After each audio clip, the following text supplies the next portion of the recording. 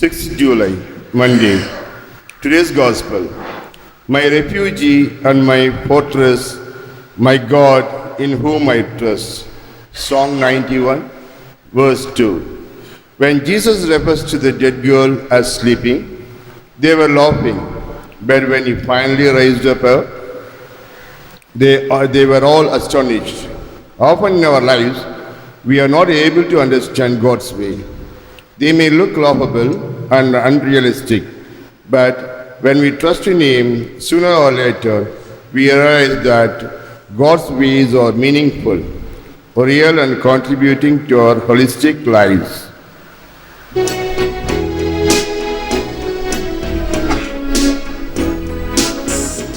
உன்னதரின் பாதுகாப்பில் வாழ்பவர், எல்லாம் வல்லவரின் நிழலில் தங்கியிருப்பவர், ஆண்டவரை நோக்கி நீரே என் புகலிடம், என் அரண், நான் நம்பியிருக்கும் இறைவன் என்று உரைப்பார். ஏனெனில் ஆண்டவர் உம்மை வேடனின் கண்ணினின்றும் கொன்றளிக்கும் கொள்ளை நோயில் என்றும் தப்புவிப்பார். அவர் தம் சிறகுகளால் உம்மை அரவணைப்பார். அவர் தம் இறக்கைகளின் கீழ் நீர் புகலிடம் காண்பீர். அவர்கள் என் பெயரை அறிந்துள்ளதால் அவர்களை பாதுகாப்பேன். அவர்கள் என்னை நோக்கி மன்றாடும் போது அவர்களுக்கு பதிலளிப்பேன். அவர்களது துன்பத்தில் அவர்களோடு இருப்பேன்.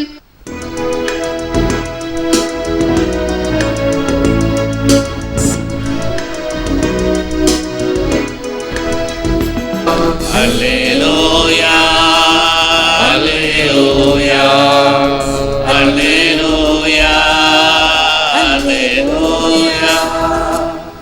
நம் மீட்பராகிய கிறிஸ்து இயேசு சாவை அழித்து அழியா வாழ்வை நற்செய்தியின் வழியாக ஒளிர செய்தார். அல்லேலூயா. ஆண்டவர் இயேசு உங்களோடும் என்றும் இருப்பாராக. உம்மோடும் இருப்பாராக. மத்தேயு எழுதிய நற்செய்தியிலிருந்து வாசகம். ஆண்டவரே உமக்கு மகிமை. அக்காலத்தில் இயேசு தம் சீடர்களுடன் பேசிக் கொண்டிருந்த பொழுது தொழுகை கூட தலைவர் ஒருவர் அவரிடம் வந்து பணிந்து, என் மகள் இப்பொழுதுதான் இறந்தாள், ஆயினும் நீர் வந்து அவள் மீதும் கையை வையும், அவள் உடனே உயிர் பெறுவாள் என்றார். இயேசு எழுந்து அவர் பின்னே சென்றார். இயேசுவின் சீடர்களும் அவரை பின் தொடர்ந்தனர். அப்பொழுது 12 ஆண்டுகளாய் இரத்தப்போக்கினால் வருந்திய ஒரு பெண் அவருக்கு பின்னால் வந்து அவரது மேலுடையின் ஓரத்தை தொட்டார். ஏனெனில் அப்பெண், நான் அவருடைய ஆடையை தொட்டாலே போதும், நலம் பெறுவேன் என தமக்குள் சொல்லிக் கொண்டார். இயேசு அவரை திரும்பி பார்த்து, மகளே, துணிவோடு இரு, உனது நம்பிக்கை உன்னை குணமாக்கிற்று என்றார். அந்நேரத்திலிருந்தே அப்பெண் நலம் அடைந்திருந்தார். இயேசு அத்தலைவருடைய வீட்டிற்கு சென்றார். அங்கே குழல் ஊதுவோரையும் கூட்டத்தினரின் அமளியையும் கண்டார். அவர், விலகி போங்கள், சிறுமி இறக்கவில்லை, உறங்குகிறாள் என்றார். அவர்களோ அவரை பார்த்து நகைத்தார்கள். அக்கூட்டத்தினரை வெளியேற்றிய பின் அவர் உள்ளே சென்று சிறுமியின் கையை பிடித்தார். அவளும் உயிர் பெற்று எழுந்தாள். இச்செய்தி நாடெங்கும் பரவிற்று. இவை வாழ்வு தரும் ஜீவ வார்த்தைகள். கிறிஸ்துவே உமக்கு புகழ். If I can only touch his cloak, I shall be saved. மத்தேயு 9:21. நான் அவருடைய ஆடையை தொட்டாலே போதும், நலம் பெறுவேன். இயேசுவில் அன்பான சகோதர சகோதரிகளே, அன்பான பிள்ளைகளே, அன்பான தொலைக்காட்சி விசுவாசிகளே, எங்கேனும் இருந்து உன் அடியேன் உன்னை நினைத்தால் அங்கே வந்து என்னோடும் உடனாகி நின்று அருளி இங்கே என் வினையை அறுத்திட்டு என்னை ஆளும் கருணை கடலே.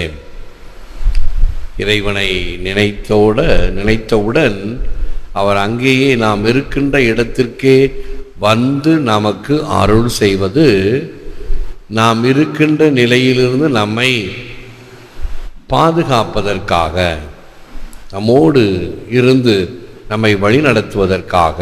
டிவி நிகழ்ச்சிகளில் இந்த WWF என்ற ஒரு சண்டை அடித்து கொண்டிருக்கும் பொழுது, இவனால் முடியவில்லை என்றால் அருகிலே தன்னுடைய ஜோடி அவனிடம் போய் கை கொடுக்க வேண்டும், அவனுடைய கையை தொட வேண்டும். அவனுடைய கையை தொட்டால் அவன் வந்து இவனுக்கு பதிலாக சண்டையிடுவான். அவனை போய் தொட வேண்டும், அதுதான் நிபந்தனை. ஆனால் இங்கே நாம் கடவுளிடம் போக முடியாது. கடவுளை கூவி அழைத்தால், இந்த ஏழை கூவி அழைத்தான், ஆண்டவர் அவனுக்கு செவிசாய்த்தார் என்று நாம் தியான பாடலில் பாடுகிறோம். அபலையினுடைய குரலை இறைவன் கேட்கின்றார். ஆகவே யாரெல்லாம் முடியாத நிலையிலே அபய குரல் எழுப்புகிறார்களோ அவர்களுக்கு இறைவன் செவி சாய்க்கின்றார். அங்கே வந்து அவர்களோடு உடனாகி நின்று அருளை தந்து இந்த வினையை அறுத்திட்டு, எவைகளெல்லாம் நம்மை கட்டி போட்டு இருக்கின்றனவோ, இந்த திரைப்படத்தில் எல்லாம் பார்த்தோம்னா அம்மா அப்பா அல்லது மனைவி மக்களை கூட்டிக் கொண்டு போய் அந்த வில்லன் என்ன செய்வான், கயிற்றால் கட்டி வச்சுட்டு சித்திரவதை கொடுத்துக்கிட்டு இருப்பான். இவர் ஹீரோ போவார், சண்டை போட்டு 10 பேரை 20 பேரை அடிச்சுட்டு போய் அந்த கட்டுகளை போய் அவிழ்த்து விடு, அவர்களை விடுதலை செய்கிறான் அல்லவா. அப்படி இறைவன் சாகசங்கள் செய்வதில்லை. அவருக்கு ஒரு வார்த்தை போதும், வந்து என் வினையை அறுத்திட்டு, என்னை கட்டி போட்டு இருக்கின்ற இந்த தலைகள், பாவங்கள், தோஷங்கள், இவைகளை அறுத்திட்டு என்னை ஆளும் கருணை கடலே, என்னை நீர் ஆண்டு கொள்ளும், நீரே என் அரசர், நீரே என் வேந்தர், நீரே என் புகலிடம், நீரே என் அரணும், உமையே நம்பினேன், என்னுடைய அடைக்கலமாக இருப்பவர் நீர் என்று இறைவனிடம் கொள்ளுகின்ற அந்த விசுவாச நம்பிக்கை. A miracle strengthens faith, but faith in God is less apt to proceed from miracles than miracles from faith in God. Frederick. அற்புதம் விசுவாசத்தை உறுதிப்படுத்துகிறது. ஆனால் புதுமைகளால் வெளிப்படும் கடவுள் நம்பிக்கையை விட கடவுள் நம்பிக்கையால் வெளிப்படும் புதுமைகள் சிறந்தது. இப்பொழுதெல்லாம் ஒரு ஃபேஷன். இந்த இடத்துல மாதா கண்ணீர் வடிச்சிருக்கிறாங்க, இந்த இடத்துல இரத்த கண்ணீர் வருது, இந்த இடத்துல இந்த மாதிரி காட்சி கிடைத்தது, உடனே கும்பலாக போகிறோம், பஸ் எடுத்துக்கிட்டு போகிறோம். அந்த காட்சிகள் கண்டதனால்தான் உன் விசுவாசம் வளரப்போகிறதா? அப்படி இல்லை என்றால் உன்னிடம் விசுவாசம் இல்லையா? புதுமைகள் நடந்திருக்கலாம், இல்லை என்று சொல்லவில்லை. ஆனால் அவைகளை கண்டால்தான் என்னுடைய விசுவாசம் இன்னும் அதிகரிக்கும் என்று சொல்வதோ நினைப்பதோ தவறு. இது இல்லாவிட்டாலும் நான் நம்புவேன். கடவுள் நம்பிக்கையால் வெளிப்படும் புதுமைகள். கடவுள் மீது நம்பிக்கை வைத்தால் புதுமைகள் நிச்சயமாக நடக்கும் என்ற ஆழ்ந்த விசுவாசம் அதைவிட சிறந்தது. ஆகவே அப்படிப்பட்ட ஒரு நம்பிக்கையை கொண்டிருத்தல் வேண்டும். அந்த பெண் எப்படிப்பட்ட நம்பிக்கையை வைத்திருந்தால், நற்செய்தியில இயேசுவின் ஆடையை தொட்டால் போதும், இயேசுவினுடைய வல்லமை. ஆகவே அவரை நான் தொந்தரவு செய்ய போவது கிடையாது, எனக்காக தனி ஸ்பெஷல் கேர், தனி ட்ரீட்மெண்ட் கொடுக்க வேண்டும் என்று அல்ல, நான் அவரை தொட்டால் போதும் குணம் பெறுவேன் என்று ஒரு ஆழ்ந்த நம்பிக்கை. Faith provokes prayer, and when prayer arises, it makes faith strong. Saint Augustine, விசுவாசம் ஜெபத்தை தூண்டுகிறது, ஜெபம் விசுவாசத்தை உறுதிப்படுத்துகிறது. இரண்டும் ஒன்றோடு ஒன்று பின்னி பிணைந்தது. விசுவாசத்தினால் ஜெபிக்கின்ற ஜெபம் அந்த விசுவாசத்தை இன்னும் ஆழப்படுத்துகிறது, உறுதிப்படுத்துகிறது. ஆகவே நம்முடைய ஜெபத்திலே இந்த விசுவாசம் தளரா ஜெபமே தருமே ஜெயமே இதெல்லாம் நாம் அடிக்கடி சிந்தித்திருக்கிறோம். தளரா ஜெபம், கொஞ்சம் கூட அதில் விரக்தி அடையாமல் ஜெபிக்கின்ற தன்மை. சிறந்த உதாரணம் மோனிக்கம்மாள் தன் மகன் அகுஸ்தினாருக்கு. இதோ அகுஸ்தினாருடைய வார்த்தைகள் இவைகள். இவர் இப்படி புனிதராவதற்கு முன்னால் கண்டதே காட்சி, கொண்டதே கோலம், சோறு கண்ட இடம் சொர்க்கம், திண்ணை கண்ட இடம் தூக்கம், கால் போனபடி போக்கம். எத்தகைய ஒரு குறிக்கோள் இல்லாத வாழ்வு!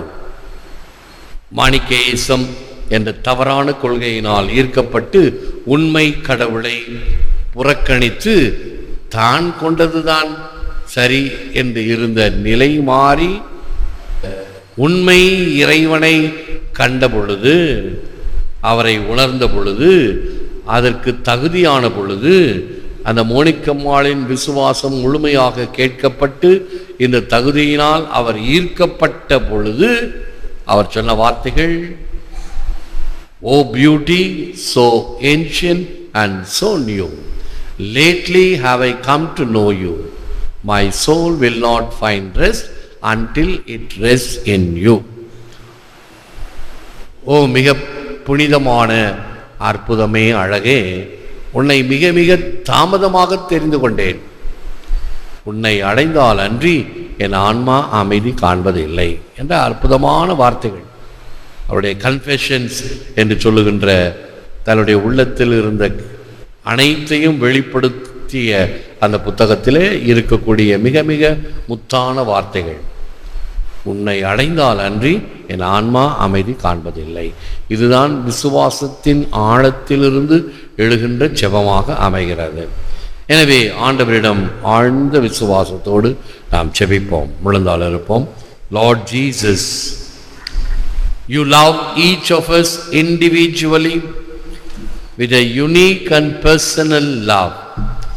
Touch my life with your saving power. Heal and restore me to fullness of life. Help me to give wholly of myself in loving service to others.